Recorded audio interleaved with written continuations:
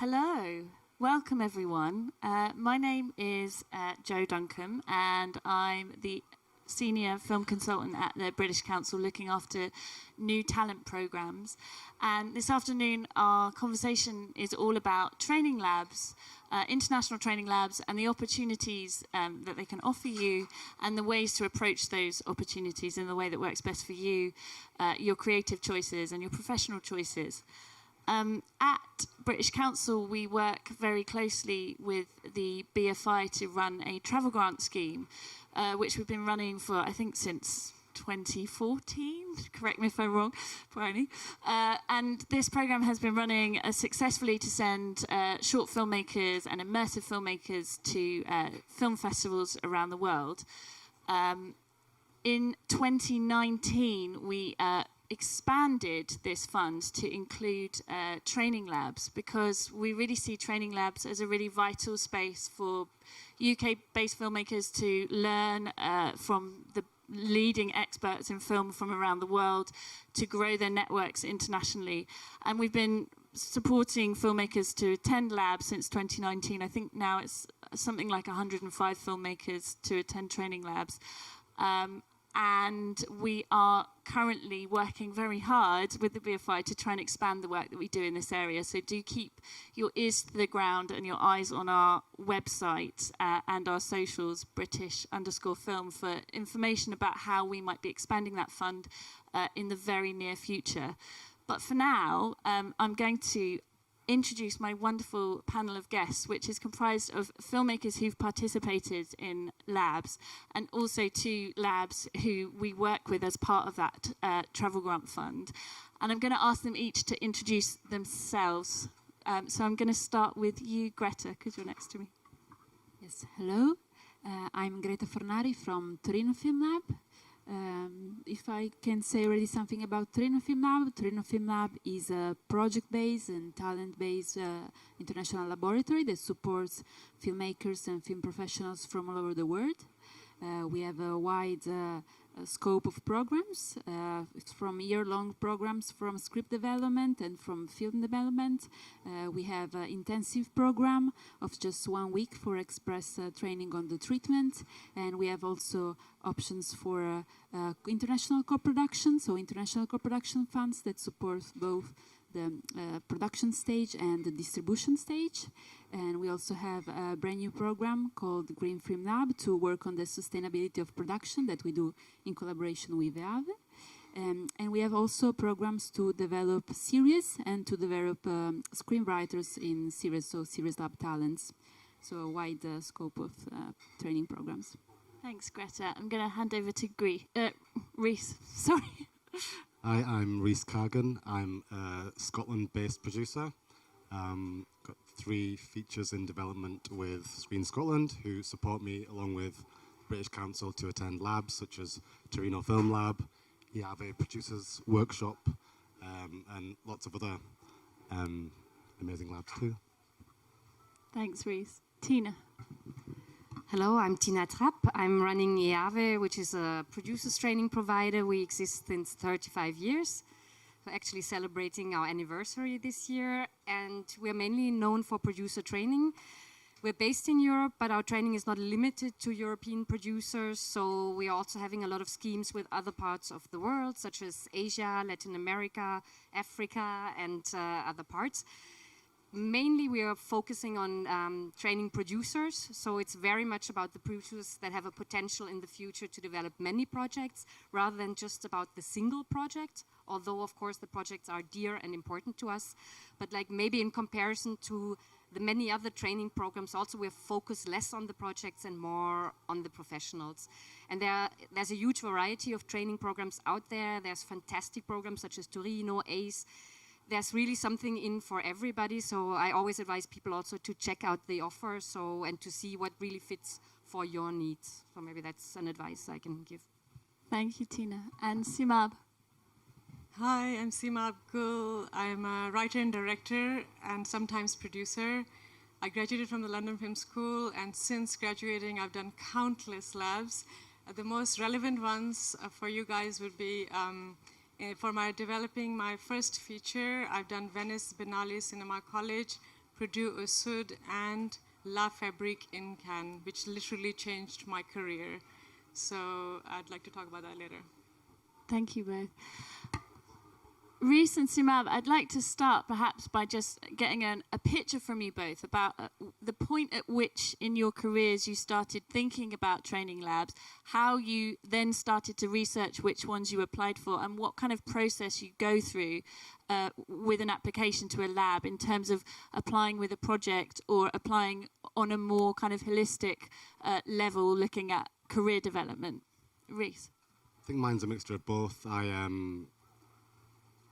Torino was the first international lab I did, and it was quite strategic because I had a treatment with Screen Scotland and I wanted help developing it, and I thought, and Torino TFL Extended came along, so it was very much to try and progress a project while simultaneously raising my profile as well. And with EAVE, the same thing, a different project, but I applied with a project to develop it on the workshop, which was intense. But I think anyone, if you sign up for EAVE, James has done it, it's really intense, but amazing experience.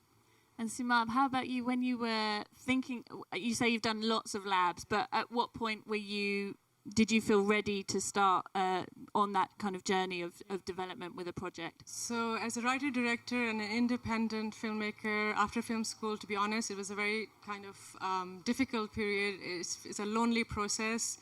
And so immediately I wanted to connect, belong to a community of filmmakers and carry on learning. So out of the film school kind of, education. And we did not learn enough about industry, how it works, and what to do, how to find a producer, how do the funds work, and many things, the legalities, international co-productions. And so I started with documentary. It was easy, feasible. I shot myself, I made films.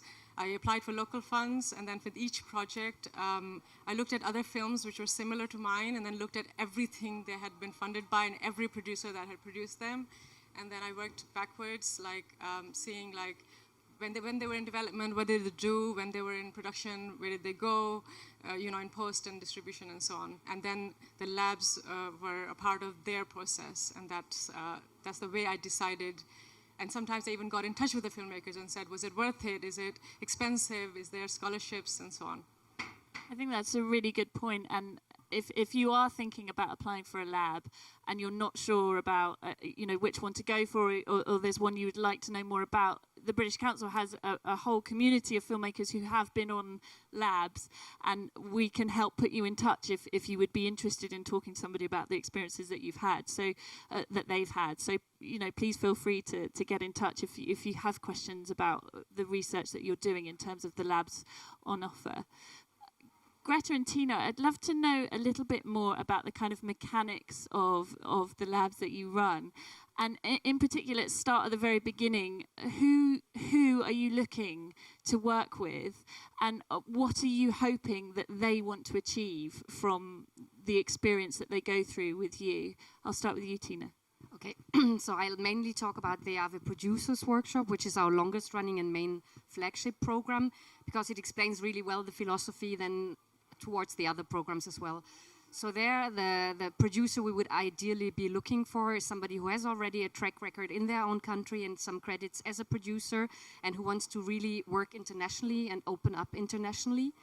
And I think most of the producers come to get that kind of international network, and to also share with colleagues from all over the world, because as you said, being a filmmaker, being a producer can be a very lonely activity. You're always responsible. If something goes wrong, it's of course your fault.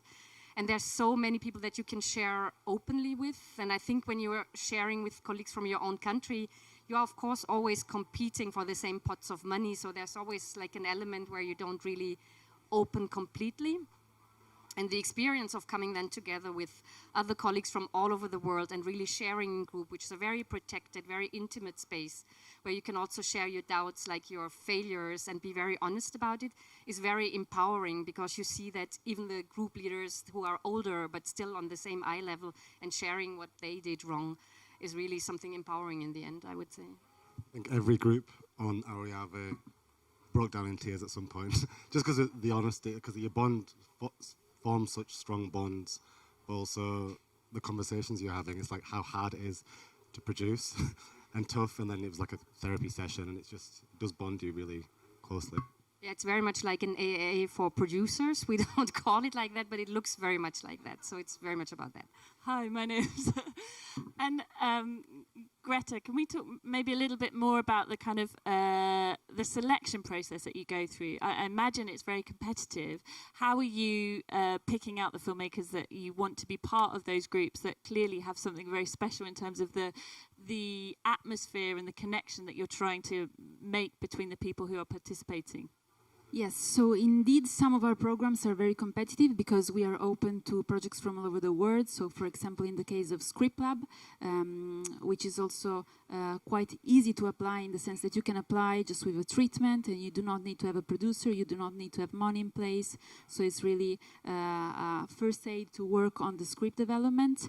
And so we have a very long process of selection, and of course we take in consideration all the artistic aspect of the project, and also the right stage, because some projects apply and it's too advanced. So it's also important that you come to the lab and you are prepared to go throughout the whole year of work, because in our case, again, also it's a free workshop throughout the whole year from spring till November. And so you need to be at the right stage and be open to still work on the story and to share. Also we work a lot in groups, so we also try on the selection to create a group, but in the sense it doesn't mean that for example, we will not take 2 projects from the same country, because we need to diversify. For example, this year we had 2 Spanish projects in the Feature Lab out of 10, because we thought that these films were very diverse and they both needed, and it was the right moment for them to be in the Feature Lab, so we selected them. And also something important to know, I think, is that the Script Lab is dedicated to fiction film, while for the Feature Lab, since a couple of years, we are open also to hybrids and documentaries and all cinema forms. So there are not many labs where you can attend with all different kind of cinema forms. And this is because in the Feature Lab, we really talk about cinema, so we try to have no boundaries about that. And for someone who's never taken part in a lab, it would be, I think, just really helpful on a quite a basic level to talk a little bit about what happens when you participate.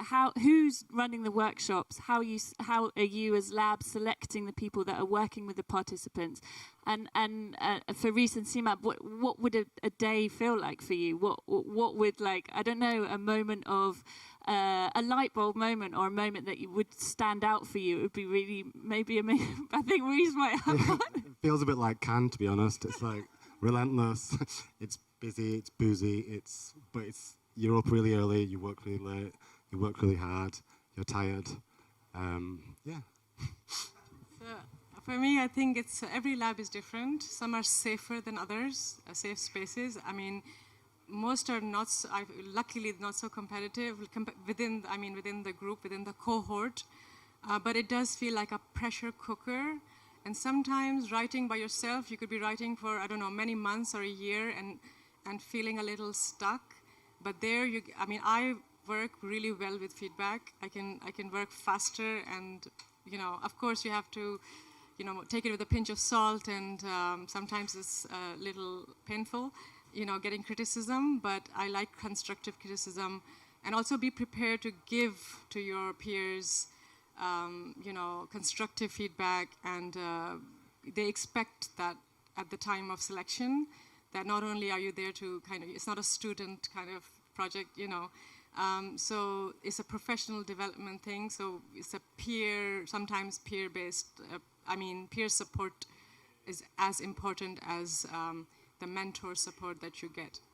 Yeah, I think that's huge, because for both labs, when you go, you have to read all of the scripts or the treatments and make notes and have comments and chat and peer review. It's a huge part of the process, and it really helped change one of my projects for the better. And can we talk maybe a little bit about the international perspective of that, in terms of what that did for you as creatives, opening out your work to perhaps perspectives that you haven't had that kind of scrutiny from before? What did that feel like? Okay, so something like Berlinale Talents. In 1 week, we met 250 internationals. And I was, funny enough, representing Pakistan at the time. So I'm dual national and I make films also, you know, mostly in Pakistan, also in the UK. So what did it feel like? So for the first time, I actually needed the international perspective on my stories. So that was interesting. When I pitched an idea or, you know, concept, I would get some sometimes obvious questions, sometimes silly questions about a cultural thing that they didn't understand. So, because eventually my films are for the international market. And that's, I think, key here. Did I answer your question? Yeah. So similarly, some mentors, for example, were not able to give me script consultancy on a period drama about Pakistan-India division because the entire time I was, you know, trying to explain the historical complication of you know, the history. So, so that's, you know, and then it's meeting internationals, understanding cinema and being inspired by a diverse type, genre, but also diverse cultural cinema, independent cinema and national cinema. And I think that was, you know, of course, you know, world cinema, you can learn about it online as well, but seeing the processes and like, for example, low budget, no budget, you know, all kinds of filmmaking happening, and also seeing how the peers have done international co-productions was very useful for me. Reece, do you have anything to add to that in terms of that bringing that kind of international perspective onto your work? Yeah, because the project I was on EAVE is based in Glasgow. It's period at 70s. And I didn't think they'd have as much opinion as they did, and it drastically changed, like, the whole shape of the project just from the feedback and some things that we would never have thought of. So yeah, and useful in terms of like realizing how much I didn't know about anything. But cinema as well, like art house cinema, is very different in Europe, and the UK is sometimes its own little closed off space that just makes films about regional British outsiders overcoming something, and that isn't the vibe in a lot of the other projects. I'd love, we've touched so much on the word network and how these labs have kind of helped both filmmakers here feel that there's a world beyond the world of their specific making and their specific projects. I would love to hear from the lab specifically about how you cultivate alumni networks, how you cultivate the community of people that you've worked with, not year by year, but in terms of the bigger picture of the institution of the labs that you run. Tina? Yeah, I think actually the networking part, or the network that you get through the participation at the workshop, is actually the main asset that you get out of it, like your peers that you've done the experience with. And as it's so intense, it's really something very bonding. But we also try to make people, like graduates from different years, meet to each other there. So we always organize networking drinks.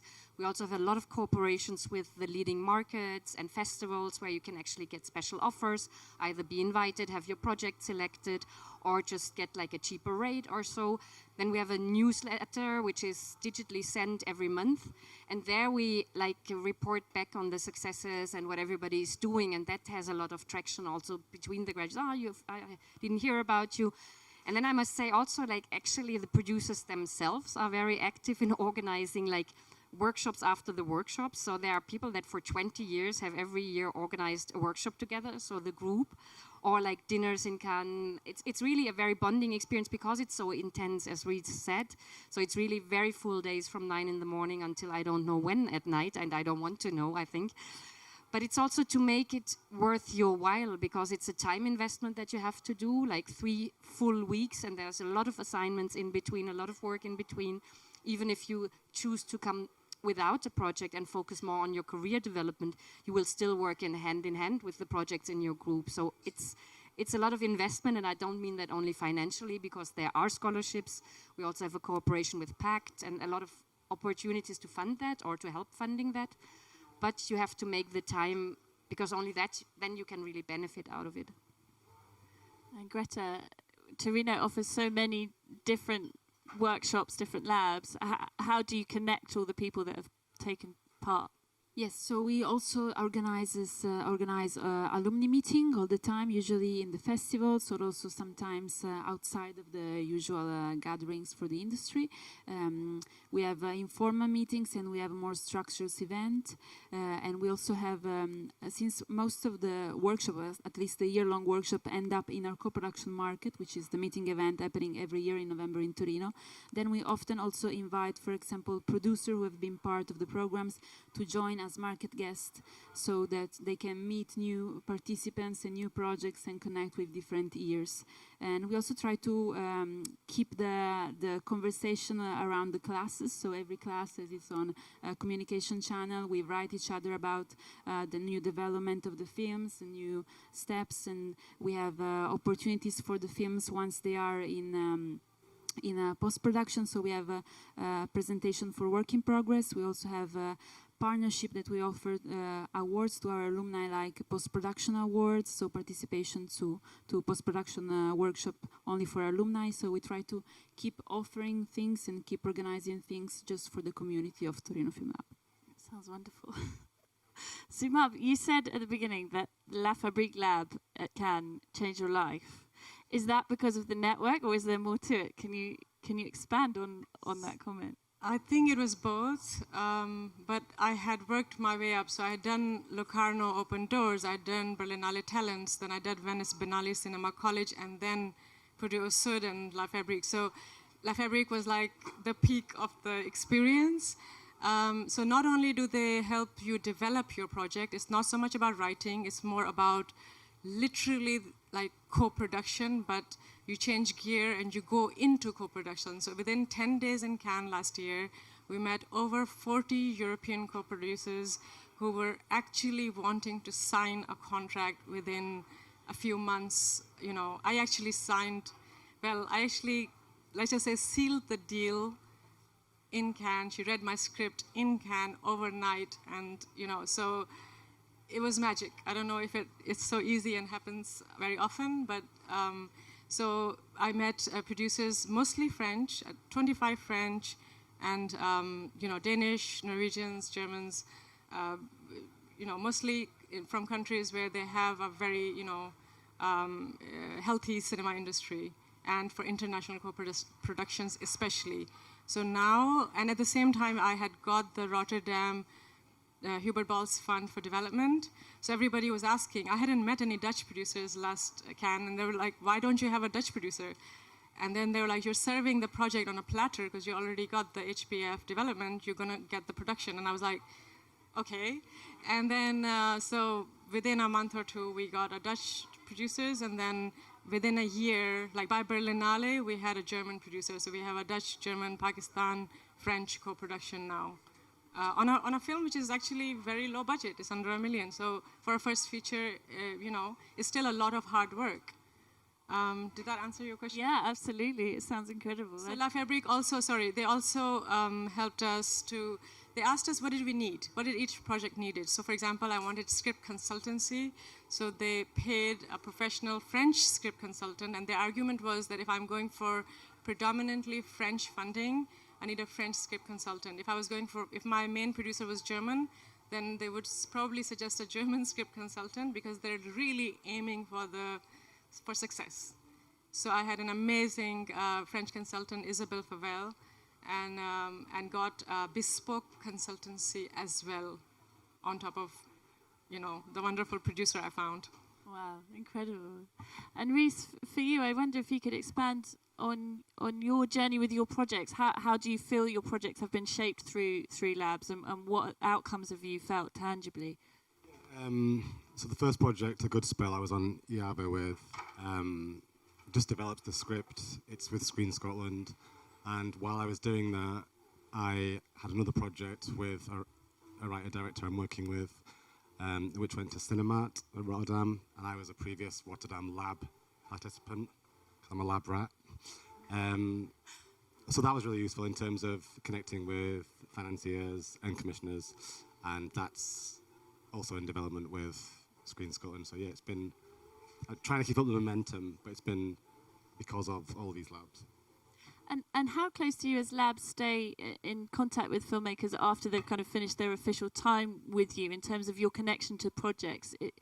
And I'm thinking about relationships that might go on beyond with festivals. How much are you talking to festivals about the projects that you're working with? Is that part of your work as labs, do you feel, or not at all? Well, in our case, since the labs are connected to the co-production market, we invite already festival programmers and festival representatives to meet the projects from an early stage, and we invite them then to join the work in progress showcase. So yes, it's part of what we do, and then also we always try to keep in touch with the film teams, and we want to know when the premiere is going to happen, because also as DFL we can help them support in the communication and in pushing the film for the world premiere, and also it's not totally strictly connected to festival, but in our case, for alumni, we have a support to distribution, which is the Audience Design Fund, which is a grant to support the distribution and the moment of international promotion. And so in that case, it's also a concrete way that we can, with a monetary grant and with some consultancies with audience designer, we can help them in the next stages. So when the film is ready, we still want to be there for them. And Tina? Yeah, that's maybe something I forgot to mention. At the third and final workshop of the year, we actually invite about 70, we used to call them decision makers, now we call them future partners, which are actually potential partners for your project, such as co-production markets, sales agents, distributors, labs, and so on. So you have 4 full days of individual meetings where you can talk about the project you're developing at EAVE. You can also talk about other projects. You can just make a connection if you're coming without a project. So it's really an opportunity in very long meeting slots. They are 45 minutes because we want it to be as relaxed as possible. People come only for the workshop. There's no festival or anything around to distract the attention. And it's really about getting to know each other, getting an industry feedback, and also seeing who could be your partner in the future. So that's something we do. And of course, through the newsletter, we also track the projects. We want to be updated. We encourage people to stay in touch and also be a source of information. Like, do you know a line producer in Malta? Can you connect me to somebody for this and that project? So we try as much as possible with a team of 5 people. We try to do that. A team of 5 people, incredible. Wow, you must work incredibly hard. We love what we do, so it's possible. I think before we go to questions from the audience, and please do start thinking of some questions, and we'll bring a roving mic round shortly. I'd love to hear from each of you some kind of top tips for people who are thinking about applying for a lab, what they should go with in their armory, what expectations should they have, what opennesses should they have, how would you advise somebody to approach going on a lab? Seemab. So I think you should really want to do it, kind of thing. Like you should, if you feel like you get energy from working with people, not everyone does. Some people just prefer, an email feedback on a script, for example. So if you can handle constructive criticism, if you can, work with others, then I think it's more useful. And what you should, they often ask you what you expect, so you should be prepared to look at it, even speak to other people who have done those projects to know, what you can expect, because the expectations should be realistic. And then they expect you to also be available. And then if you have a full-time job or other commitments, you have to put them aside in those weeks, which sometimes is, a lot. And then sometimes it costs so much, so you have to wonder, is it really going to help my project? Can I not develop it by going to an island and writing by myself for a month? But yeah, I forgot to highlight 2 of the most important things with Venice and Cannes. Like in La Fabrique, we felt like we were part of the Cannes family. Every day, we've met every programmer from every section of Cannes, for coffee, and asked questions. And then that night, we watched films from that program. So we understand very well when our films are ready, where we think we might belong. So it's about, you know, understanding the industry. So you can't just complain, oh, I wasn't selected because, and of course, I mean, for every 20 applications I make, I hear back once. That's also, like, so be prepared for that as well, rejection. Be persistent, yeah. So I think I applied to EAVE 3 times, but the other times and projects I applied with just simply weren't ready. And on reflection, I can see that now. But at the time, it's horrible to get a rejection, but you just have to keep going and making sure it's the right time for that project, because it does come across when you're having your interviews that it's all like, is it the right time for this person? Is it the right project? That's what I would say. And be prepared to be open and chat, and also feel uncomfortable. Like when you first arrive at the EAVE Producers Workshop, I didn't know this, but it's in a massive room. How many people? 150 or 100? And you have to get up like in a random order and come in the front and pitch yourself and your project. So like, just back. But that, and also discomfort about being honest about what you don't know. So my finance plan was ripped to shreds because it wasn't very good. But now I've learned from that. Keep going on. And Tina, what would you advise somebody to go with in terms of a set of expectations? Yeah, I think a lot has been said, like it's about the right moment and maybe also about the right program for you. So I think talking to alumni is very important, because of course we as training providers, we will tell you that our programs are fantastic, but maybe they are not right for you and maybe there are better ones for you. So it's really important to talk to people who have actually gone through the program to see if that's something for you. And for us, it's really super important to find out in your motivation letter, what do you expect from us, so that we can have a conversation if that's actually something we can fulfill or not. So I would say those are the... So to apply, you would write a motivation letter. Yeah, and we look very carefully at that kind of motivation letter, because it gives us an idea of who you are, what you expect out of the program, where you are in your career also, and how open you are to this whole process of sharing, because we don't see ourselves as a project development machine where it's only about that. It's a lot about sharing with others, also your knowledge. So everybody that comes to the table has also to share what they have as expertise. So it's very much peer-to-peer learning, and you bring so much on the table, and you should be ready to give that as well. Thank you. Greta? Yes, and for sure the motivation and the mindset are absolutely crucial, and that's also why when we have at the final stage of selection process, we need to have interviews, because we need to speak to people. It's not just an application, of course, it's all the human elements behind it. And also it's good, I think, to keep in mind that these labs are very often a safe space, and somehow also when we meet and we there is some feeling of privilege to be there and just be able for 1 week to dedicate of something you're very passionate and find the time to work on it. So you should come with a mindset of really taking the most out of it without any constraints, let's say. So just one thing maybe to add, and Greta and our colleagues, we are around a lot at the markets and festivals, so it's always good to have a conversation. Maybe also, we're also very much in touch with each other. So if we think that it's not the right moment, we also advise you to go to our colleagues. So there's a lot of cooperation going on also between the different labs and programs. absolutely. For example, the green lab that you run in Collaborators. Can you expand a bit more on what that lab is and why you introduced it? Yes, it's one step that, of course, we felt the need to bring. So it's more focused on working on sustainable production. So it's a very practical lab, 3 days dedicated mainly to producers and also to sustainability managers who want to move into the world of cinema. And so it's what we should all start to apply. We at the lab we are starting to do it also not just in the labs, so in working in cinema, but also in the office, and it's something we're also probably all applying also in our daily lives. So why not do it also on a film set?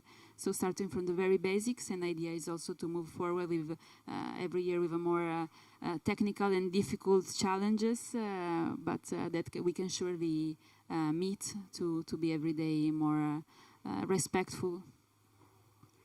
We've got plenty of time for questions, so I'm going to open out. I think we have a roving mic as well. So if anybody has any questions in the room for our panelists. There's one here, and then we'll go to the back. I just wanted to ask a little bit more on what you said. By looking at where the person is in their career, what do you exactly mean? Do you mean the quantity of films that have been made, or maybe the awards that have been awarded, or maybe the performance, I don't know, in screenwriting competitions, or what exactly do you mean? Yeah. Because No, it's not so much about the awards, and it differs very much where you come from. For example, for producers who apply from Germany, where there are 3,000 film schools and so on, the expectation is slightly higher because they already produced during film school. So it's a very different thing than when somebody applies from Armenia or I don't Bulgaria, know, for example. or Bulgaria. So we look at that very closely, and it's really a conversation like, are you more a line producer, which is then maybe not yet the right moment to come. It's really about producing, because you will meet your fellows that also want to be at a level where you can work together. At the same time, the group that we put together is extremely diverse, and I'm not saying this only in terms of geography or ethnicity, it's also in terms of setups, in terms of careers, because you might sometimes also have maybe less track record in producing, but you have been a sales agent before, or you've been a festival programmer before, and that's also relevant experience. So we do really try to look case by case. So that's why also there's no written guidelines that are extremely clear or helpful on our website, because we really want to meet people and have a conversation with them, because it's so different where you come from. And that's why we also do like selection interviews, which is really a conversation about what can EAVE bring to you or not. Are you too far? What do you expect out of us? Sometimes we have very experienced producers from their own country, but who haven't had like any kind of international exposure yet. So then that might be their motivation. Or more less experienced producers, but who have a very innovative approach when it comes to formats or like new business ideas. So we really look at that in a way. Thank you for your question. We've got another question at the back on the table. Hi there, thank you. That's a really good panel. It's probably a question, I think, probably for Greta and Tina. Have you got any examples you'd be willing to share of kind of the success stories of people, alumni from your labs that have gone on to you know, really do things that are amazing, that you'd say sort of you'd put on a pedestal as the great example of how they can utilize your, aside of course to our friends on the stage, but that could take us, you know, really show all the benefits that people can get from attending and getting involved? Yes, so I can start maybe just because I was watching at the back picture from a film that has been screened today at Uncertain Regard, which is The Settlers, which was developed in Feature Lab in 2010, and then it got an award for a co-production grant, and it was an international co-production, not an easy film, and it's now premiering in Cannes. So I would say this is a good start, yeah. Tina? Yeah, in terms of festival, we have like here in the sidebar and official selection 39 films produced by EAVE graduates, which is great, and one project, Tiger Stripes, which has gone through Ties That Bind. But actually we like to think about it wider, because success comes in so many different forms, and we also accept professionals who are not producers, and some producers turn actually industry leaders afterwards, like running funds or so on. And for us, like this general impact on the industry in Europe is much more important than just one project. So I don't like to define it only in terms of that one project. Thanks. Another question at the back over here. Thank you. Hi, my question is, can anyone give us some advice on, or some pitfalls on how to set up a lab? If you wanted to set up your own lab, if you've got some advice, or what the pitfalls might be of setting some organisation like yours in a... I work in the UAE, so I work in Fujairah, which has very little opportunities there. I'm a film teacher there. I teach Emirati women. So setting up a lab there would be something I'd be maybe interested in. So if you could have some advice.